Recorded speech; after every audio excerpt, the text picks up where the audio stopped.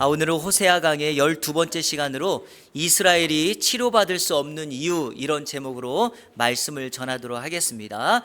이스라엘이 치료받을 수 없는 이유. 현재 전 세계는 과학기술의 발달로 빠른 미래화를 이루고 있습니다. 과거에는 전혀 상상하지 못했던 일들이 지금 일어나고 있죠. 대표적인 사건 가운데 하나는 미국의 한 회사가 우주선을 만들어서 짧은 시간이긴 하지만 하늘을 넘어 우주를 향하여 달을 보고 오는 일들이 되었습니다. 아마 머지않아 이것이 상용화되면 우리들이 가족여행으로 달을 여행할 수 있을 것 같기도 합니다. 이런 기술은 우주 기술만 나타나지 않습니다. 사람들의 생명 연장을 가능케 하고 있습니다. 그래서 과학기술의 발달은 의료기술의 발달로 나타나고 있죠. 질병을 고칠 수 있는 약들, 그리고 생명을 연장하는 약들이 지금 속속히 나오고 있습니다. 그리고 사람보다 더 세밀하게 수술할 수 있는 수술 로봇들이 지금 등장하고 있습니다. 여러분 기억하실지 모르겠지만 한때 우리나라에 개를 복제하고 송아지를 복제하는 데 성공한 수의학자가 있었습니다. 물론 하나님의 영역이었던 배아줄기 세포를 이용해서 생명을 복제한다는 것 때문에 큰 어려움이 있었고, 이분의 논문이나 또 마치 결과가 다 완성된 것처럼 조작하여 한때 우리나라에 큰 문제가 되기도 하였죠. 하지만 이 영역은 앞으로도 계속해서 발달될 것입니다. 그래서 불치병을 치유하고 사람들의 생명을 계속해서 건강하게 살도록 만들어 갈 것입니다. 자, 우리 성도님들께 질문을 하나 하겠습니다. 왜 이러한 의학기술, 바이오기술, 약들이 계속해서 발달하고 발전하고 있을까요? 이유가 뭡니까? 사람들이 아프니까 그런 거예요. 사람들이 병에 걸리지 않고 안 아프면 약도 필요 없고 의사도 필요 없어요. 생명을 연장할 필요도 없습니다. 그런데 우리네 인생은 질병과 아픔, 상처와 고통의 연속입니다. 누구나 이런 고통과 상처를 원하는 사람은 없습니다. 여러분, 우리가 조금만 몸이 아프면 어떻게 하죠? 바로 병원에 가고 또 치료받고 대응하지 않습니까? 밤에 잠잘 때 소화가 안 되면, 안 된다 싶으면 우리 성도님들 어떻게 하죠? 가스 활명수를 마십니다. 물론 부채표가 없는 것은 활명수가 아닙니다. 이렇게 약을 먹거나 수술을 통해서 아플 때, 질병이 걸렸을 때 바로바로 대응해서 문제를 해결하면 됩니다. 그런데요, 중요한 사실 하나가 있어요. 약이나 수술로 고칠 수 없는 질병이 있다는 것입니다. 그게 바로 영적 질병이라고 하는 죄의 문제입니다. 이것은 세상의 치명적인 질병보다 더 무섭고 중요합니다. 영적 질병은 단순하게 육신만을 상하게 하는 것이 아니라 영혼을 병들게 해서 영혼의 치명타를 입힙니다. 또한 이 영적 질병은 세상의 약으로 치료할 수가 없습니다. 그런데 이 영적 질병을 치유할 수 있는 유일한 방법이 있습니다. 바로 여호와 라파, 우리의 의사 되시는 하나님께 나아오는 것입니다. 그 하나님께 나아가면 그 하나님이 우리의 질병을 치유하십니다. 또 하나 감사하게도 우리 하나님은 우리의 영적인 이 질병 죄의 문제를 치유하기 원하십니다. 나아가 비싼 약값이나 수술비를 요구하지도 않습니다. 자, 그런데 그럼에도 불구하고 왜 이스라엘 백성들은 치유받지 못하고 이렇게 질병 가운데 그대로 있었을까요? 이유가 있습니다. 오늘 말씀이 이러한 내용들을 통해서 우리에게 하나님의 치유를 경험하는 귀한 원리를 제공하게 될 것입니다. 자, 우리 1절 말씀을 다 같이 한번 읽겠습니다. 1절 시작. 내가 이스라엘을 치료하려 할 때에 에브라임의 죄와 사마리아의 악이 드러나도다. 그들은 거짓을 행하며 안으로 들어가 도둑질하고 밖으로 떼지어 노략질하며. 아멘. 하나님이 그들을 치료하기 원하는데 마치 의사가 병든 자를 찾아가서 치료하기를 딱 원하는데 그들의 죄가 다 드러나 보이는 거예요. 상처가 그대로 있는 그대로 놓여져 있는 것입니다. 여기 드러나다라고 하는 단어가 매우 중요한 단어고 성경에서 구속사적으로 신학적으로 매우 의미 있는 단어입니다. 이 단어가 히브리 말로 갈라에 한번 따라해 보세요. 갈라. 이게 무슨 뜻이냐면 덮개를 벗기다. 그러니까 이렇게 뭔가 이렇게 덮어놓는 덮개를 덮고 있었는데 이게 드러난 거예요. 벗어버린 거예요. 폭로하다, 포로의 몸이 되다, 이런 뜻을 가지고 있어요. 창세기 9장에 보면 노아가 홍수 시대를 마치고 포도주에 취해서 발가벗겨져 있는 상태, 발가벗었다 할 때 이 단어가 바로 이 드러나다, 갈라라고 하는 단어예요. 성도 여러분, 죄라고 하는 것은, 이 죄라고 하는 영적 질병은 사람을 벌거벗은 상태로 그냥 놓여있게 합니다. 상처와 질병을 덮어야지만, 치유해야지만, 약을 발라야지만 그게 고쳐지는데, 그것이 덮여져 있는 상태가 아니고 벌거벗겨진 상태로 놓여 있으니까 어떻게 돼요? 고칠 수가 없고 치료받을 수가 없습니다. 자, 2절을 보십시오. 더 심각성은 이겁니다. 2절 같이 읽을까요? 시작. 내가 모든 악을 기억하였음을 그들이 마음에 생각하지 아니하거니와 이제 그들의 행위가 그들을 애워싸고 내 얼굴 앞에 있도다. 아멘. 하나님이 그 죄악들을 다 뭐하고 있다? 기억하고 있다는 거예요.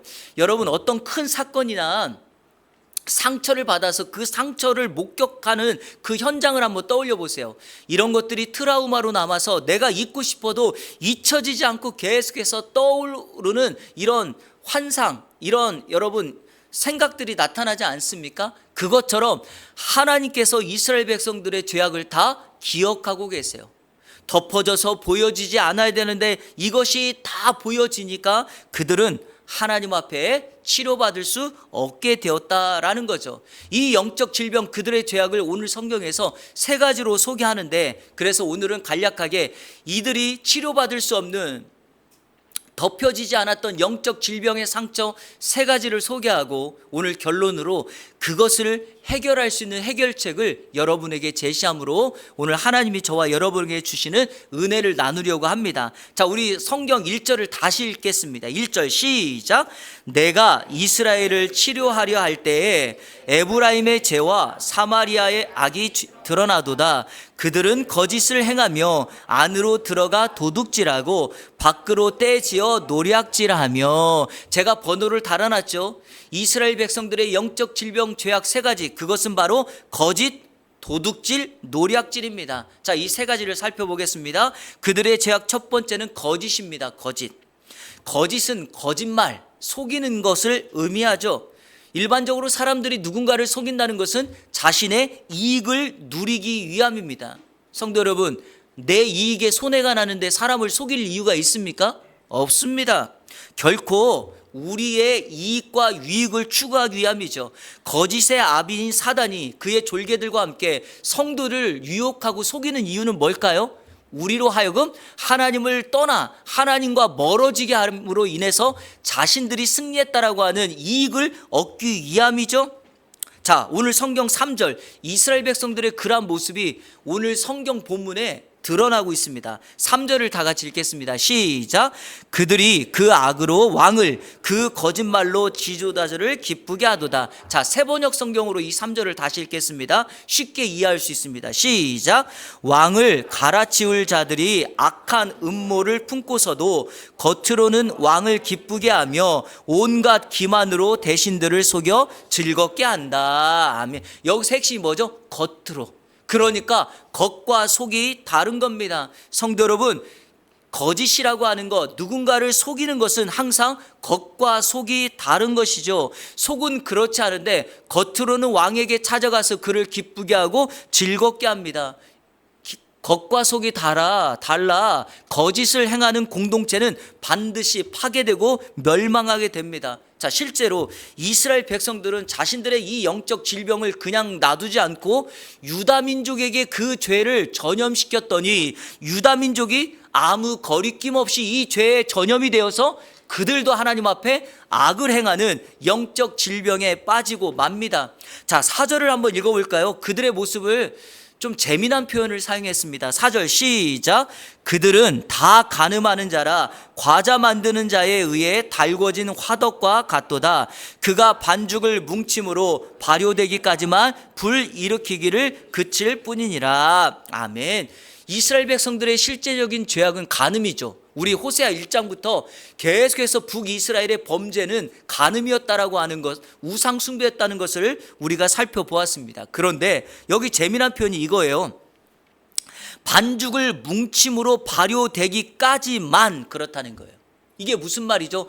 빵을 만들기 위해서 이제 빵을 굽는 화덕에 불을 지피는데 일반적으로 이 불을 지필 때가 있고 지피지 않을 때가 있어요. 지피지 않을 때가 언제죠? 빵 반죽이 발효되어서 부풀 때까지만 기다리고 있는 거예요. 발효될 때까지만 기다리고 있는 거예요. 그런데 이들이 뭐라고 말하는가? 자신들은 마치 누군가를 속이는 적이 없다는 거예요.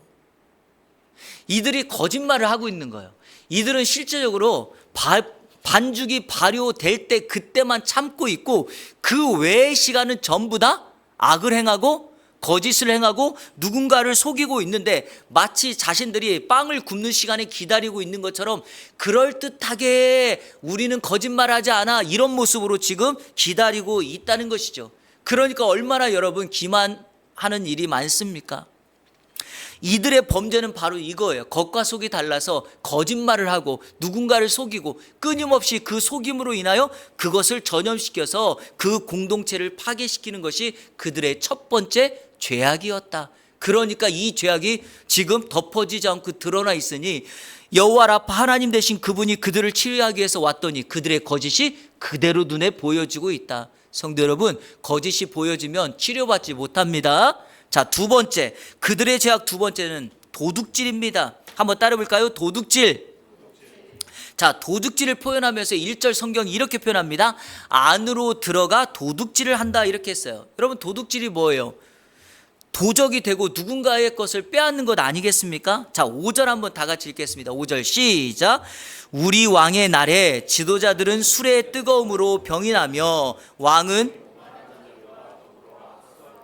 아멘. 한번 질문합니다. 성도 여러분, 도적대가 가장 좋아하는 날, 좋아하는 장소가 어딜까요? 도적대가 가장 좋아하는 날이 언제일까요? 잔칫날이에요. 잔칫날. 여기 왕의 날 그랬죠? 이 왕의 날은 전부 다 어떤 날이냐면 왕의 잔칫날이에요. 그래서 모든 번역 성경이나 원문이 다 잔칫날이라고 표현을 한 겁니다. 여러분, 도적대는요 잔칫날을 가장 좋아해요. 잔치가 벌어지는 곳에 가서 도둑질하기가 쉬우니까요. 물론 우리나라 속담에 소문난 잔치에 먹을 것 없다라는 속담도 있지만 이런 경우는 매우 드물어요. 일반적으로 잔칫날에는 먹을 것이 많고 사람들이 많이 와요. 그러니까 한번 생각해 보세요. 도둑이 선호하는 날은 잔칫날이에요.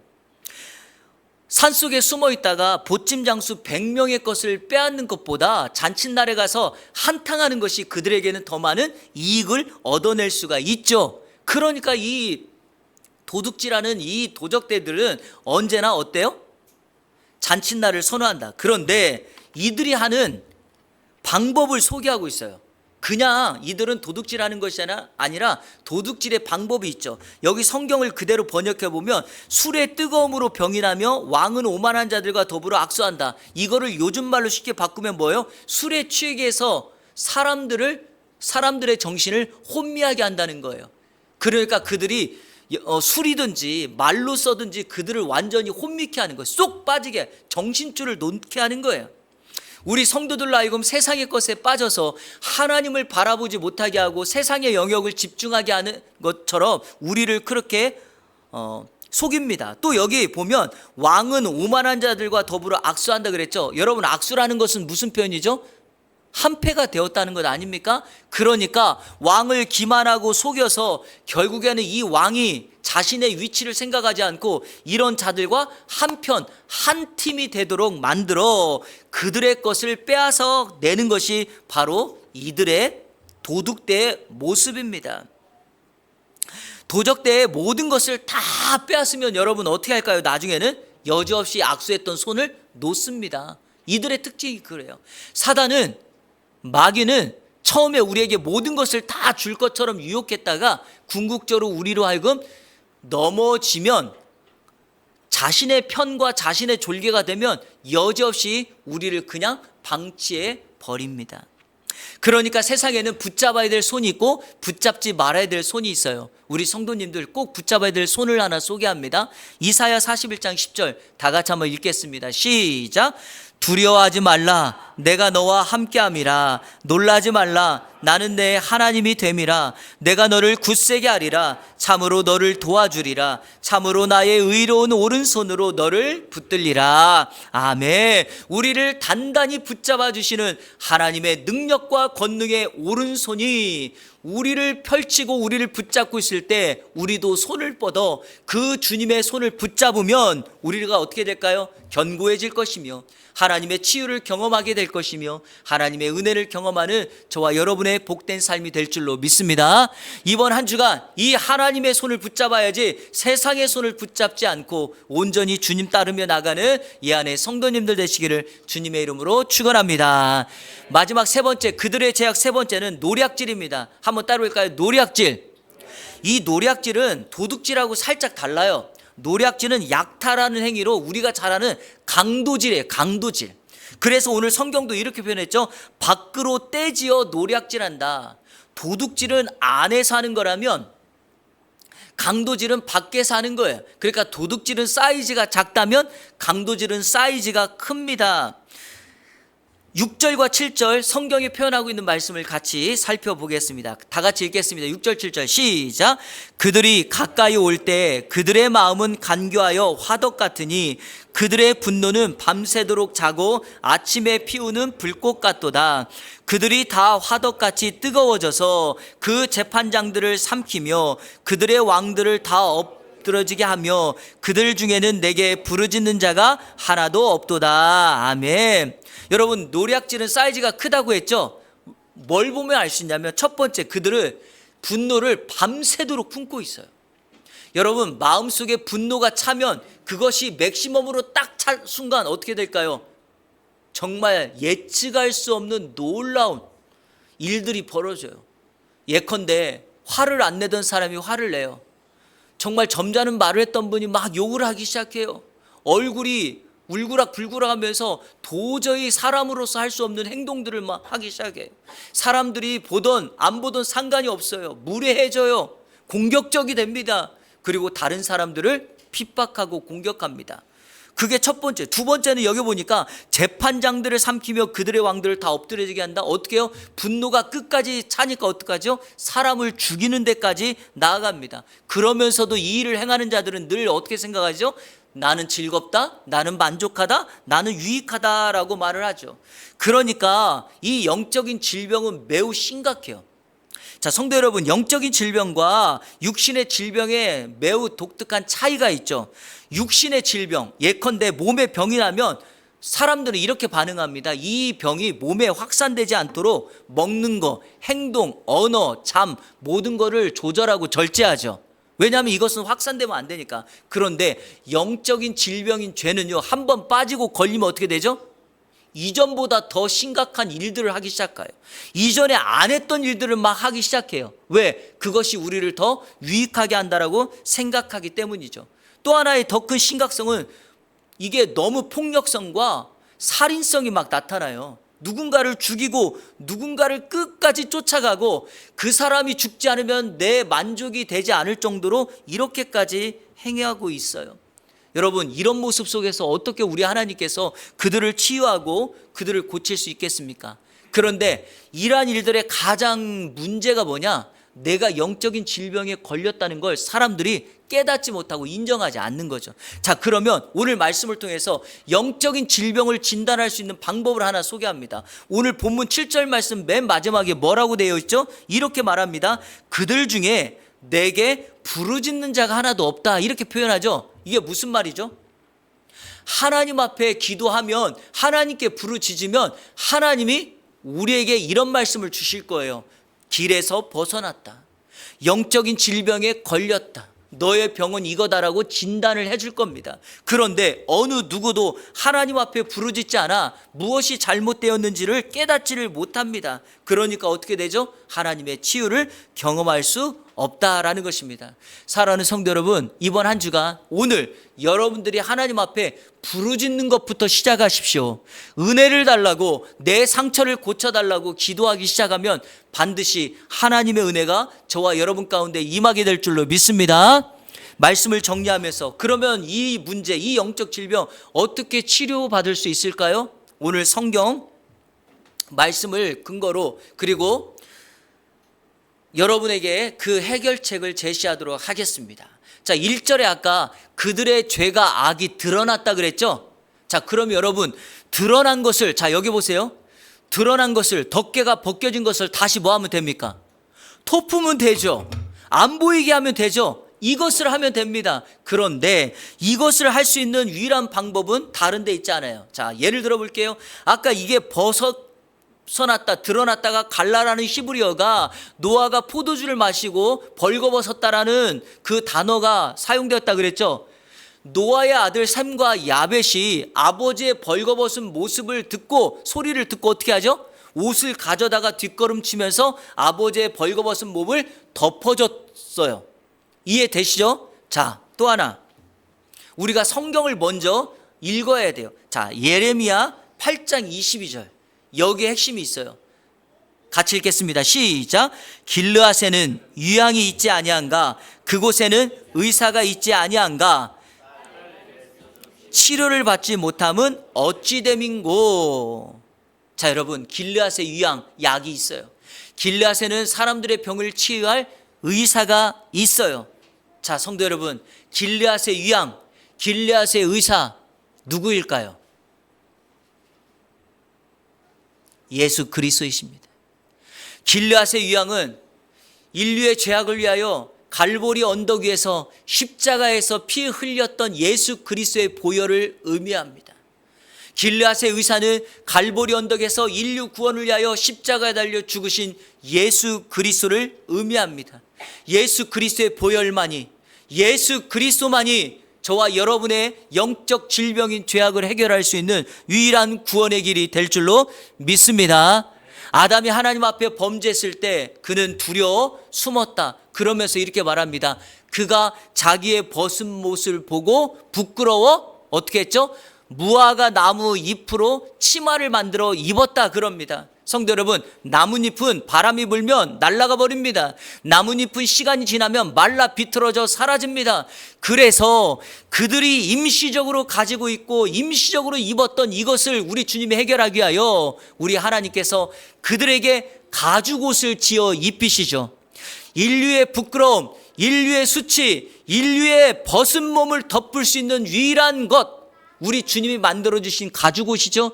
그 가죽옷이 바로 십자가 위에서 죽으셨던 예수 그리스도를 예표합니다. 11월 9일 119 한 사람의 한 영혼을 구원하자라고 하는 새생명 축제를 지난 주일에 선포했습니다. 성도 여러분, 한 사람의 구원, 한 사람의 치유, 한 사람의 회복은 길르앗의 위양 되시며 길르앗의 의사 되신 예수 그리스도와 그 전도 대상자가 만날 때만 가능합니다. 그러면 우리가 할 수 있는 일은 다른 거 없어요. 전도가 무엇입니까? 그 예수 그리스도와 그 전도 대상자를 만나게 해주는 거죠. 그리고 이 두 대상이 만날 수 있도록 하는 그 첫 출발이 뭡니까? 그들의 이름을 호명하면서 기도하는 거예요. 우리의 기도를 주님께서 들으시면 그 영혼이 마음의 준비가 되어서 길르앗의 유향이시며 길르앗의 의사 되신 예수 그리스도 그분을 만나게 될 줄로 믿습니다. 바라기는 이번 한 주간 여러분 주변에 가족 중, 형제 중 아직 교회 나오지 않고 예수를 믿지 않는 분이 있다면 마음으로 품고 기도하십시오. 남편을 데리고 나오시고 자녀들 부모님을 데리고 나오시고 형제들을 데리고 나오고 함께 일하는 그 동료들을 데리고 나오십시오. 그래서 11월 9일 그날이 영적 119 구원의 역사가 일어나는 자리가 되어서 하나님 나라 확장과 영혼 구원에 큰 은혜가 임하는 복된 역사가 임하기를 주님의 이름으로 축원합니다. 우리 시간에 다 같이 결단의 찬양 드리도록 하겠습니다. 왜 나만 겪는 고난이냐고 불평하지 마세요. 고난의 두 편에 있는 주님이 주실 축복 미리 보면서 감사하세요. 너무 견디기 힘든 지금 이 순간에도 주님이 일하고 계시잖아요. 남들은 지쳐 앉아 있을지라도 당신만은 일어서세요. 여러분, 여기서 중요한 게 하나가 있습니다. 마지막에 보면 이렇게 되어 있어요. 후렴에 힘을 내세요, 힘을 내세요. 주님이 손 잡고 계시잖아요. 하나님의 권능과 능력의 오른손이 저와 여러분을 붙잡고 있고 여러분을 놓지 않습니다. 이번 한 주간 그 손을 붙잡고 여러분의 삶을 주님께 맡기며 기도하며 나가는 은혜가 있기를 주님의 이름으로 축복합니다. 같이 고백하며 찬양합니다. 왜 나만 겪는 고난이냐고. 왜 나만 겪는 고난이냐고. 불평하지 마세요. 고난의 뒤편에 있는 주님이 주실 축복 미리 보면서 감사하세요. 너무 견디기 힘든 지금 이 순간에도 주님이 일하고 계시잖아요. 남들은 지쳐 앉아 있을지라도 당신만은 일어서세요. 아멘. 힘을 내세요. 힘을 내세요. 힘을 내세요. 주님이 손잡고 계시잖아요. 주님이 나와 함께함을 믿는다면 어떤 역경도 이길 수 있잖아요. 왜 이런 슬픔 찾아왔는지 원망하지 마세요. 당신이 잃은 것보다 주님께 받은 은혜 더욱 많음에 감사하세요. 아멘. 너무 견디기 힘든 지금 이 순간에도 주님이 일하고 계시잖아요. 남들은 지쳐 앉아 있을지라도 당신만을 일어서세요. 힘을 내세요. 힘을 내세요. 힘을 내세요. 주님이 손잡고 계시잖아요. 주님이 나와 함께함을 믿는다면 어떤 고난도 견딜 수 있잖아. 우리 마지막으로 힘을 내세요. 힘을 내세요. 힘을 내세요. 주님이 손잡고 계시잖아요. 주님이 나와 함께함을 믿는다면 어떤 고난도 견딜 수 있잖아요. 아멘. 제가 개인적으로 좋아하는 기독교 이야기 가운데 모래 위의 발자국이라는 이야기가 있습니다. 한 사람이 예수 그리스도를 믿고 늘 주님과 동행하며 살아갑니다. 모래 위를 거닐 때 자신의 발자국과 예수님의 발자국이 늘 남아있는 모습을 보면서 안정감을 갖습니다. 그런데 이 성도에게 인생의 큰 고난과 어려움이 찾아옵니다. 그랬더니 그 모래 위의 발자국이 한 사람의 발자국밖에 남아있지 않는 거예요. 그래서 이 사람이 너무 힘들다고 하나님께 항변합니다. 그렇게 좋을 때는 나와 함께 하더니 왜 내가 힘들고 어렵고 고통스러우니까 왜 나를 떠났냐고 말합니다. 그때 하늘에서 우리 아버지 하나님의 음성이 들립니다. 그 성도를 향하여 이렇게 말하죠. 그 발자국은 너의 발자국이 아니라 나의 발자국이다. 너가 너무 힘들고 어렵고 아파하고 고통스러웠고 눈물 흘리며 힘들어하는 모습을 보니 내가 너와 함께 걸어갈 수가 없어. 너를 붙잡고 너를 얻고 간다. 그 발자국은 나의 발자국이다. 사랑하는 성도 여러분, 성도는 하나님의 자녀입니다. 우리가 힘들고 고통스러울 때 하나님은 우리를 얻고 가십니다. 품어주시고 안아주십니다. 성도 여러분, 세상에서 결코 세상과 타협하면 안 됩니다. 그런 사람이 어찌 하나님의 능력이 나타나겠습니까? 하나님을 세상에 우연을 일으키는 그런 신정도로 우리가 생각하면 안 돼요. 하나님은 결코 타협할 수 없는 우리의 믿음의 대상, 사랑의 대상입니다. 그 하나님을 붙잡으십시오. 여러분의 질병, 여러분의 상처, 하나님의 치유가 임하게 될 것입니다. 이 시간에 기도합니다. 첫 번째, 하나님, 길르앗의 유황을 나에게 부어 주옵소서. 길르앗의 의사이신 예수 그리스도께서 나에게 찾아오셔서 상처를 싸매어 주시고 덮어주시고 하늘의 은혜를 경험케 하여 주옵소서. 두 번째, 혹시 여러분 주변에 육신의 연약함, 질병을 안고 있는 성도들 있습니까? 그들을 위해서 기도하십시오.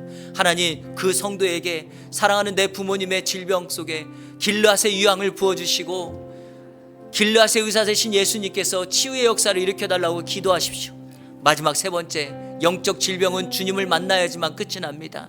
11월 9일 한 사람이 한 영혼을 구원하는 새생명 축제, 여러분 지금 생각나는 여러분의 전도 대상자들, 그들의 이름을 호명하면서 하나님 그 영혼 주님 만나게 하시고 그들을 구원하는 역사가 일어나게 해달라고 이 세 가지를 위해서 이 시간 다 같이 한번 기도하며 나갑니다. 다 같이 통성으로 기도하겠습니다. 좋으신 아버지 하나님 감사합니다. 하나님의 치유를 살펴보았습니다. 이스라엘 백성들이 치유받지 못하는 이유는 그들의 죄악이 그대로 드러나서 하나님 앞에 보여지기 때문입니다. 그들이 사람을 속이는 거짓과 사람들의 것을 빼앗는 도둑질과 또 노략질하는 일들로 인하여서 그들의 것이, 그들의 고통이, 그들의 상처가 그대로 드러나 하나님이 치유하기를 원하실 때 하나님께 기억된 바 되어서 치유받지 못하는 어리석음을 범합니다. 하나님이 이 시간에 찾아와 주옵소서. 길르앗의 유황을 부어 주옵소서. 길르앗의 의사를 보내 주시옵소서. 십자가에서 피 흘리신 예수 그리스도의 보혈의 능력을 경험케 하여 주시고 십자가에서 인류를 위하여 달려 죽으신 예수 그리스도를 만날 수 있도록 인도하여 주옵소서. 하나님, 특별히 이 시간에 육신의 질병과 마음의 상처를 안고 있는 우리 사랑하는 가족들, 성도들을 위하여 기도합니다. 우리 주님 찾아가 주셔서 만나 주시고 회복시켜 주옵소서. 질병이 떠나가게 하옵소서. 고쳐지게 하여 주옵소서. 하나님의 기적을 경험케 하여 주옵소서. 우리 주님께서 손잡아 일으켜 세웠더니 앉은 병이가 일어났던 것처럼, 우리 주님이 선포했더니 눈먼 자가 눈을 떴던 것처럼 그렇게 치유의 역사가 일어날 수 있도록 인도하여 주옵소서. 하나님, 11월 9일 새생명 전도 축제를 선포하며 이제 다음 주, 다다음 주까지 우리가 영혼 구원을 위하여 전도 대상자들을 작정하려고 합니다. 하나님, 그들의 이름이 호명될 때마다 주님께 돌아오는 역사가 있게 하여 주옵소서.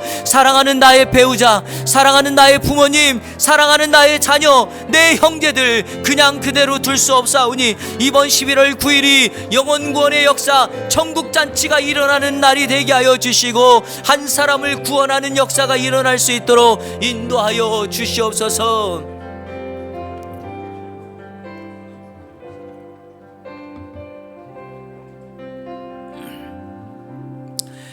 하나님, 우리의 상처, 우리의 아픔, 길르앗의 유황 되시며 길르앗의 의사 되신 예수 그리스도를 만나 치유함을 받게 하여 주옵소서. 또한 죄악 속에 방황하며 예수 그리스도를 알지 못하는 그들에게 11월 9일 예수 그리스도를 만나게 할 수 있는 귀한 날, 잔칫날이 될 수 있도록 인도하여 주시옵소서. 예수 그리스도의 이름으로 기도하옵나이다. 아멘.